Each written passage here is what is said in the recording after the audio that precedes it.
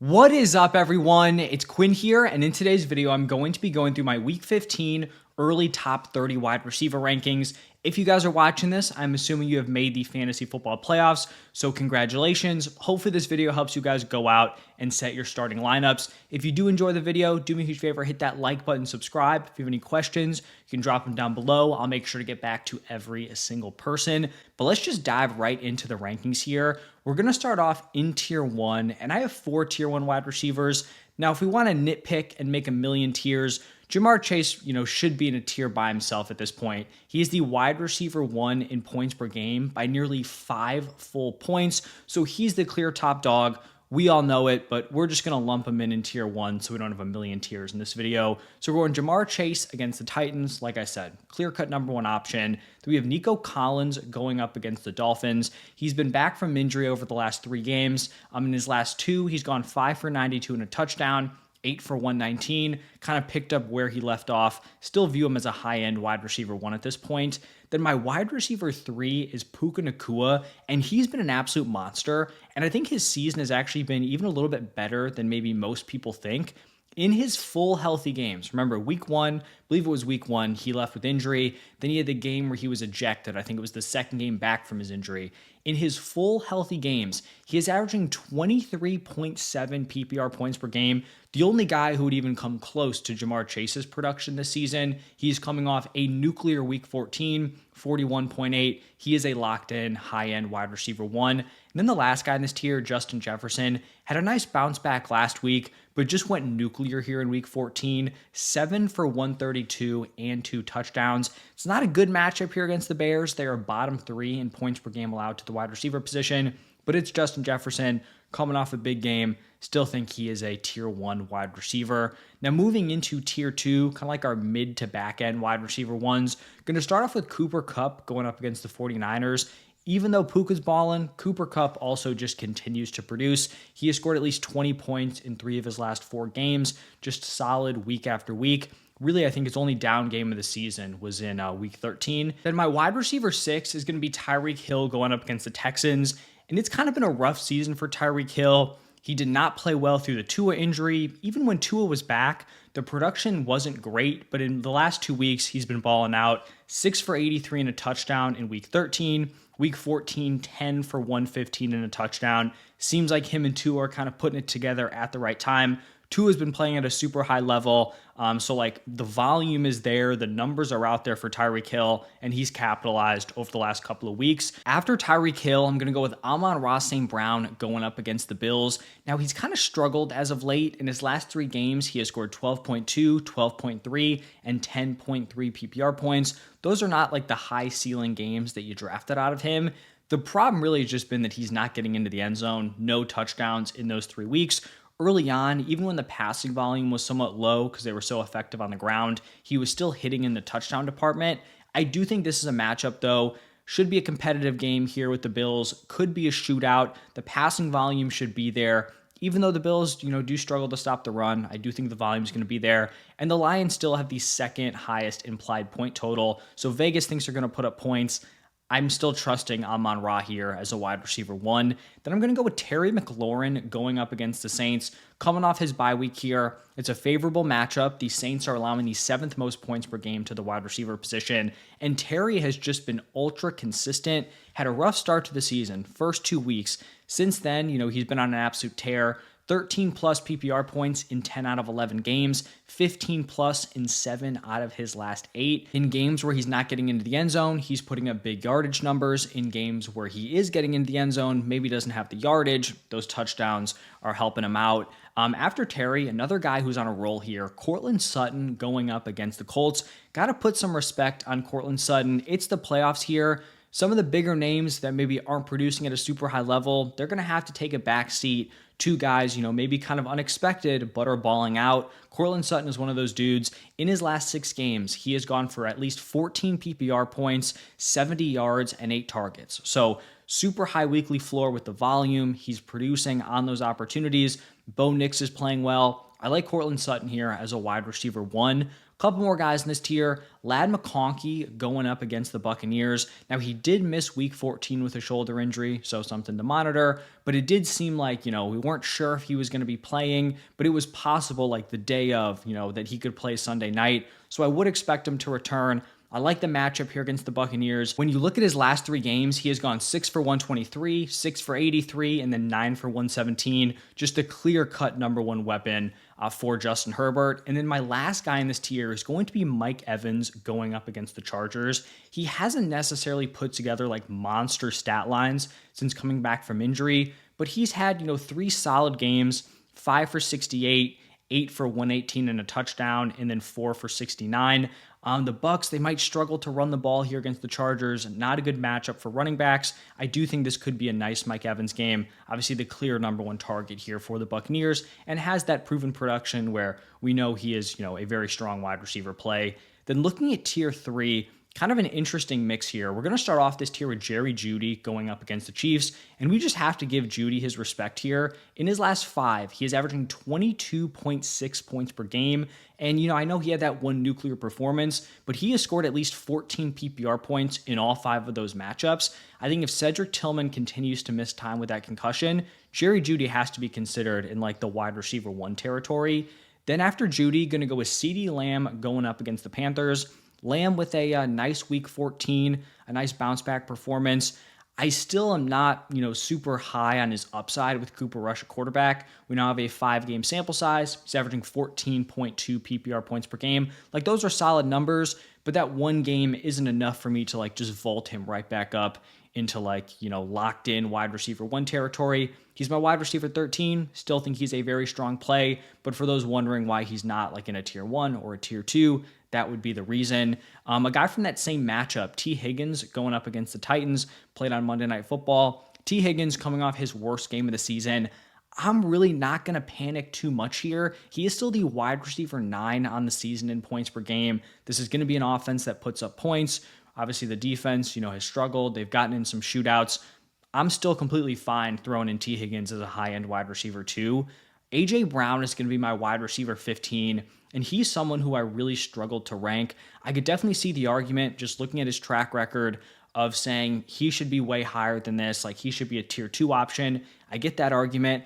I could also get the argument for people saying like he should be below some of the dudes that have consistently outproduced him, over this recent stretch here.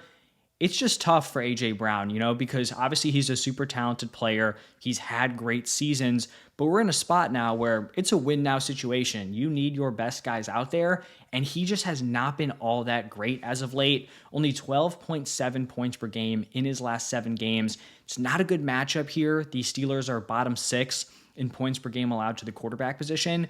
And the problem here for A.J. Brown is his yardage numbers are fine. He's just not getting into the end zone at a super high level, and the volume just is not there, only averaging 6.6 targets per game. So he's in this tough spot where he could definitely go out in week 15, go like 5 for 100 and a touchdown. Like, that seems like a very realistic stat line. But some of these other dudes have had better success getting into the end zone and have just had more consistent, safer volume. So this is where I'm settling in here on A.J. Brown. And then my final tier 3 wide receiver is going to be Jackson Smith-Njigba going up against the Packers. And at this point, like, I don't know how you don't view JSN as the wide receiver 1 here for Seattle, especially for fantasy. I mean, 22 PPR points per game in his last 5. Metcalf has been extremely underwhelming since coming back from injury, and JSN has taken full advantage of it. So he is going to close out tier 3. Now, moving into tier 4, going to start off this tier with Drake London going up against the Raiders. And I feel like we're in this very interesting spot with Drake London because his volume over the last 4 games have been great. 46 total targets during that stretch. The problem is that Kirk Cousins has just like completely tanked in those 4 games. In those 4, he has 0 total passing touchdowns and 8 interceptions. So the quarterback play has not been there. The volume has been nice, but you're going to need some touchdown upside, right? To be a high-end fantasy option, a fantasy wide receiver 1. So his point per game number has, dropped a little bit from like that fringe wide receiver 1 area to more of a mid-tier wide receiver 2, which is where I have him ranked this week. Then I'm going to go with Jawan Jennings going up against the Rams. He has had 6 games where he has been locked in as a starting wide receiver here. In those 6 games, he is averaging 22.3 points per game. And even if you want to take out that like nuclear, I believe it was week 3 where he had like 46.5 points, you completely remove that game. He is still averaging 17.4 points per game as a starter. And as I'm saying this, like maybe he should be ranked even higher than this. Like maybe I'm underranking him. I think mid-tier wide receiver 2 is fair, but just trying to point out how productive Juwan Jennings has been in his starting opportunities. My wide receiver 19 is going to be Jacoby Myers going up against the Falcons. And I feel like Jacoby is just consistently slept on here. He is averaging 15.6 points per game without Davante Adams at the wide receiver position. That is a 9-game sample size on an offense that has not been good, subpar quarterback play, 15 plus points per game. Also has a nice matchup here against the Falcons. They're allowing the 3rd most points per game to the wide receiver position. I think the problem here for Myers is the ceiling just seems a little bit underwhelming. Like I said, this is not a great offense. They're probably not going to be putting up a ton of points. So that's kind of like his limiting factor here, but he's been super consistent.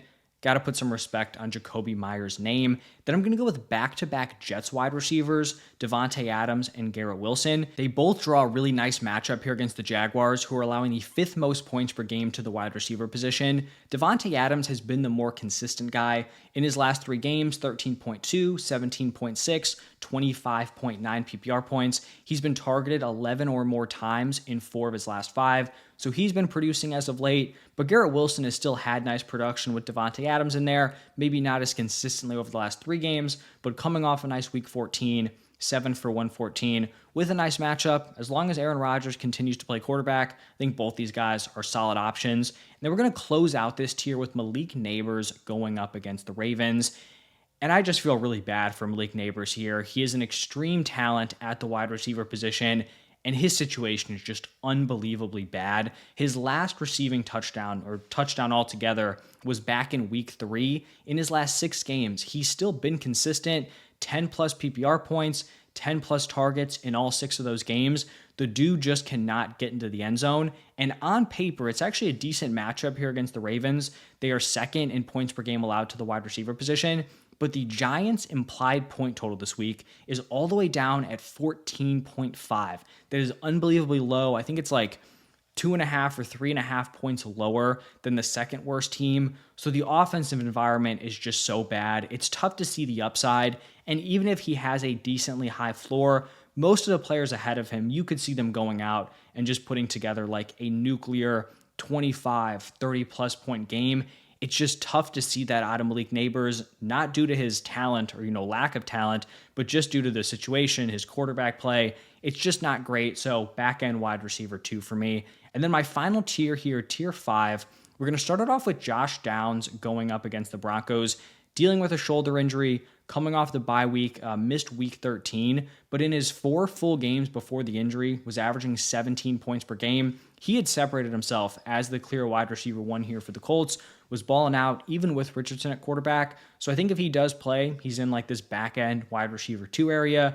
Then I have Jordan Addison going up against the Bears, and Addison just out of nowhere has put together 2 nuclear games in the last 3 weeks, 30 plus points in 2 of those 3. Week 14, was insane. 8 for 133 and 3 touchdowns. The fact that Addison and Jefferson could both have like these insane performances in the same week is crazy impressive, but Addison's breaking out. I still don't think the floor is super high. Like if he went out and gave you 3 for 40, I wouldn't be shocked, but we do have to factor in those ceilings because some of the games he's had, like those could single-handedly be winning you your fantasy football weeks. After Addison, I have another wide receiver 2 on their offense. It's Darnell Mooney going up against the Raiders. And, I feel like Jacoby Myers is someone who's kind of consistently underrated. I feel like Darnell Mooney's kind of in the same boat here. In his last 5 healthy games, he has put up 14 plus PPR points in 4 out of 5 of them. And in those 4 games, he has gone for at least 85 receiving yards. So he's been super consistent. Even with Kirk Cousins kind of struggling a little bit, the volume has still been there. Not a matchup I'm afraid of here against the Raiders. I think Darnell Mooney is a solid wide receiver 3. Then I'm going to go with Zay Flowers going up against the Giants. Kind of an interesting spot here for Zay Flowers, and I would not be shocked if I drop him a little bit when I update these rankings later on in the week. He has scored under 12 PPR points in each of his last 4 games.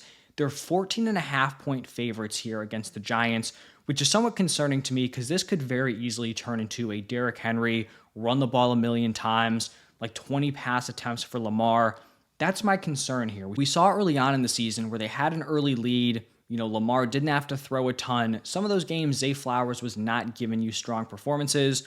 Now, he could go out, get on the board early and get his production early in the first half. Like, I could definitely see that happening, but game script is a concern here for me. After Flowers, going to go with Calvin Ridley going up against the Bengals. Obviously, we like to see that Bengals matchup. They're going to be giving up numbers to the opposing wide receiver one. Think Calvin Ridley can capitalize on that. My wide receiver 28 is going to be Brian Thomas Jr. going up against the Jets. It's not a good matchup here on paper. They are allowing the fewest points per game to the wide receiver position, but I am very high on Brian Thomas Jr. I wasn't sure what his production was going to look like with Mack at quarterback. I wasn't super high on him, even though I was high on the player. I just thought the situation would be too tough to overcome. That has not been the case. In his last 3 games, he has put up at least 75 receiving yards in all of them, and has 29 total targets in those last 3. So the volume has been there. And if you're going to give this dude 10 targets a game, I'm confident he can be a solid play. 2 more wide receivers here. DJ Moore going up against the Vikings. On paper, a nice matchup. They're allowing the most points per game to the wide receiver position. DJ Moore's been decent over the last 4, had a couple of boom games, 13.7, 26.9, 23.7, 10.9 points. The offense just looked so unbelievably bad against the 49ers in week 14. I feel like this Vikings defense could really make Caleb struggle here. So Moore, mid-tier wide receiver 3. And we're going to close out my top 30 with Jalen Waddle going up against the Texans. He had a really rough season, pretty much until 3 weeks ago. But in his last 3 games, 28.4, 11.3, 20.9 PPR points. It's a nice matchup here. The Texans are allowing the 4th most points per game to the wide receiver position. So I like Jalen Waddle here to get this last spot. This was a really tough week to rank these wide receivers. There were a lot of players that I think could have slid in to like that wide receiver 29, 30 spot. This tier 5 might be larger, when I update them and add more players later on in the week. So it was tough. There are definitely some guys here on the bubble. I will say, I should have mentioned at the top, I'm assuming that George Pickens does not play this week with his his hamstring injury. With what I've seen, it seems like that's something that typically takes 2 weeks. I don't see why they force it with him. So assuming Pickens is out, but that's going to wrap it up for this one. Check out the running backs coming out later today and defenses. But thank you all for stopping by, and I'll see you in the next one.